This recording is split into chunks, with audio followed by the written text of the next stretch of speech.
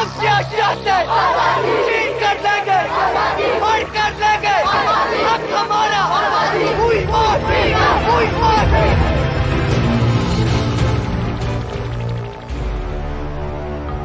कभी पूर्व प्रधानमंत्री मनमोहन सिंह के साथ, कभी पाकिस्तान के पूर्व पीएम नवाज शरीफ के साथ, कभी आतंक के आका हाफिज सईद के साथ, तो कभी अरुंधति रॉय के साथ। नाम है यासीन मलिक। कौन कहेगा ये चेहरा कभी AK-47 उठाकर मासूमों का कत्लेआम करने वाला शख्स रहा है। सियासत से लेकर सेक्युलरिज्म की चाहत ओढ़ने वाले लोगों के साथ बड़े कॉन्फिडेंस के साथ नजर आता रहता है। पाकिस्तान गया तो वहां के वजीर आजम संग तस्वीर खिंचवाता है। पाकिस्तान में धरना दिया तो उस मंच पर याराना निभाने हिंदुस्तान का सबसे बड़ा दुश्मन मोस्ट वांटेड हाफिज सईद भी आता है। ये पाकिस्तान का मोहरा है या हथियार छोड़कर शांति दूत बनने का ढोंग करता है। द कश्मीर फाइल्स में इस जैसा एक चेहरा है जिसने एक बार फिर यासीन मलिक के खूंखार इरादों को याद दिला दिया है। आज JKLF के लीडर यासीन मलिक का एक एक कारनामा जान लीजिए।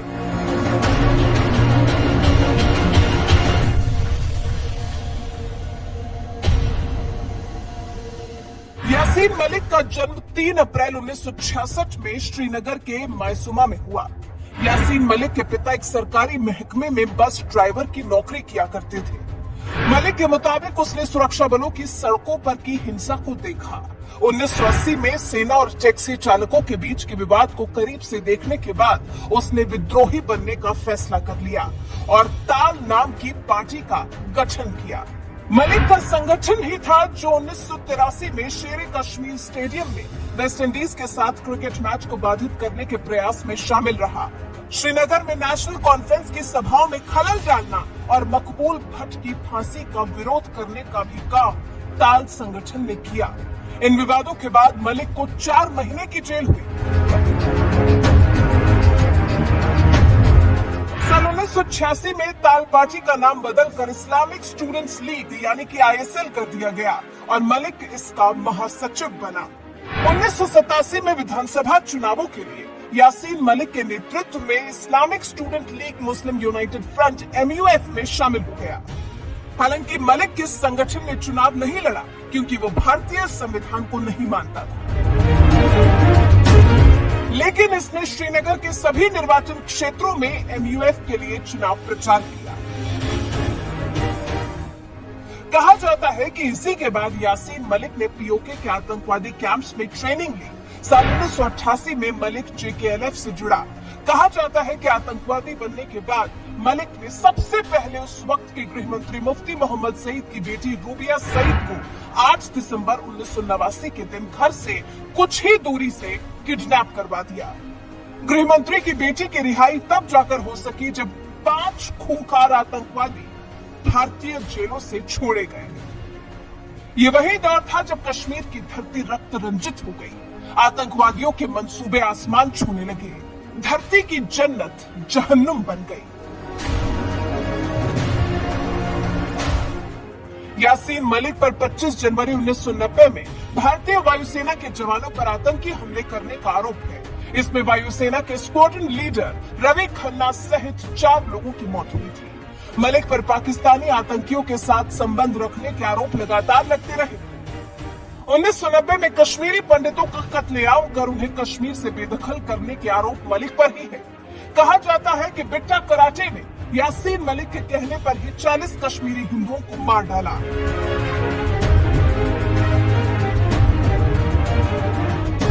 हालांकि इन आरोपों को यासीन मलिक हमेशा नकारता है। आतंकी गतिविधियों और हत्या के आरोपों के बाद मलिक को अगस्त 1990 में गिरफ्तार कर लिया गया और वो मई 1994 तक जेल में रहा। मलिक जब जेल में जमानत पर छूटा तो उसने हथियार छोड़कर अपनी पार्टी JKLF को राजनीतिक पार्टी का रूप दे दिया। यासीन मलिक 1999 और 2002 तक जेल में रहा। 2002 में उसे पोटा के तहत गिरफ्तार किया गया।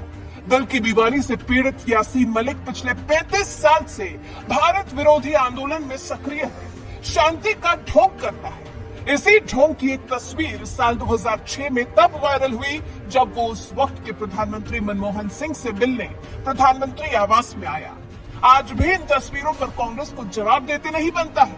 कुछ ही वक्त पहले यासीन मलिक के साथ मनमोहन सिंह की मुलाकात और कश्मीरी पंडितों की किलिंग पर वित्त मंत्री निर्मला सीतारमण ने कांग्रेस पार्टी को लोकसभा में आड़े हाथों लिया। तो इंडियन एयरफोर्स के ऑफिसर्स को खुलेआम उनके बीवी बच्चे के सामने मराया, वो एक प्राइम मिनिस्टर उनको बुला करके शेक हैंड किया है। कांग्रेस के प्राइम मिनिस्टर उनको बुला करके, जो सेपरेटिस्ट है, और आज बयान दे रहे हैं कांग्रेस कि सेपरेटिस्ट और भारत देश के खिलाफ झगड़ा अगर वो सच है तो क्यों आपने वो सेपरेटिस्ट को बुला करके प्रधानमंत्री जी के हाथ शेक करवाया, उनको इनवाइट किया? क्या सच है? आप एक समय बोल रहे हो कि ये नहीं हुआ, दूसरा समय आपके चीफ मिनिस्टर भाग गए देश छोड़ करके, तीसरा ये लोग भाग करके दिल्ली आकर के शरणार्थी बन गए उन्हीं के अपने देश में। फिर कल सुबह तक कांग्रेस का ट्वीट्स में ये आ रहा है कि सेपरेटिस्ट के खिलाफ, भारत देश के खिलाफ झगड़ा हो रही है, ये सेपरेटिस्ट वर्सेस भारत देश है। अगर वो सच है फिर क्यों सेपरेटिस्ट को आपके प्रधानमंत्री जी के पास लेके गए, जो हमारे एयरफोर्स के लोग को मराए?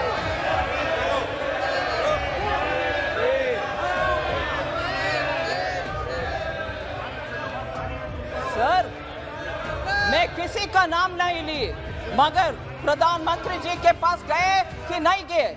कल का ट्वीट सच है कि नहीं सच?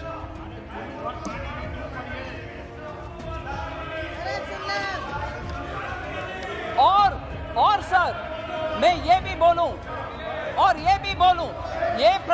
ये सुन लीजिए, जरूर ये सुनिए, ये सेपरेटिस्ट एक विदेशी टेलीविजन चैनल में, एक विदेशी चैनल में जाकर के कंसीड किया, माना कि हाँ, मैं एयरफोर्स के अधिकारी को मराया। 2009 में यासीन मलिक ने पाकिस्तान की रहने वाली मुशहाल हुसैन के साथ शादी की। मलिक की पत्नी लंदन स्कूल ऑफ इकोनॉमिक्स से पढ़ी है। हिंदुस्तान के खिलाफ मुशहाल के अंदर भी उतना ही जहर भरा है जितना मलिक के अंदर। यासीन मलिक की एक बेटी रजिया सुल्ताना है जो साल 2012 में हुई। साल 2013 में जब मलिक अपनी बेटी और बीवी से मिलने पाकिस्तान गया तो जमात उद दावा चीफ हाफिज सईद के साथ ये तस्वीरें वायरल हुई, जिसने मलिक को एक बार फिर कटघरे में खड़ा कर दिया। वो भी सोचिए, तब पूरी दुनिया जानती है हाफिज सईद के इशारों पर ही मुंबई में 26/11 जैसे टेररिस्ट अटैक हुए और सैकड़ों लोगों की जान गई। लेकिन सुनिए, इस मुलाकात पर भी एक चैनल को यासीन मलिक ने क्या सफाई दी है।